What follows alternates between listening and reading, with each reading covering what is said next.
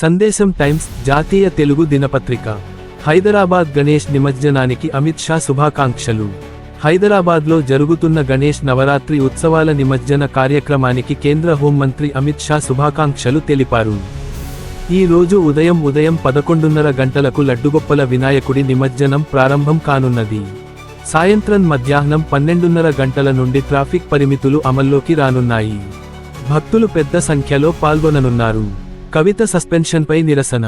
BRS MLC కవిత సస్పెన్షన్పై తెలంగాణ రాజకీయ వర్గాల్లో చర్చలు కొనసాగుతున్నాయి. పార్టీ నిర్ణయాన్ని తప్పుబడుతూ ఆమె మద్దతుదారులు ఆందోళన వ్యక్తం చేస్తున్నారు.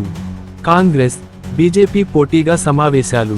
ముఖ్యంగా కాంగ్రెస్, బీజేపీ పార్టీల నేతలు పదేపదే సమావేశాలు నిర్వహిస్తూ రాజకీయ సమీకరణాలు మార్చే ప్రయత్నాలు చేస్తున్నారు.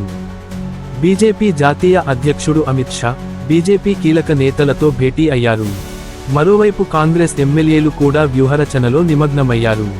కేసీఆర్, హరీష్ రావుకు జిగ్లిప్. రాష్ట్ర రాజకీయ పరిణామాల నేపథ్యంలో కేసీఆర్, మాజీ మంత్రి హరీష్ రావు కీలక సమావేశాల్లో పాల్గొన్నారు. రాష్ట్ర భవిష్యత్ రాజకీయాలపై వీరిద్దరి పాత్ర ముఖ్యమని పార్టీ వర్గాలు చెబుతున్నాయి. పలమూరు ప్రాంతంలో పర్యటనలు. మంత్రి కమల్ యాదవ్ పలమూరు జిల్లాలో పర్యటిస్తూ స్థానిక ప్రజల సమస్యలను తెలుసుకున్నారు. అభివృద్ధి పనులకు ప్రాధాన్యం ఇస్తామని భరోసా ఇచ్చారు. మచిలీపట్నంలో రాష్ట్ర మంత్రి ఘనస్వాగతం.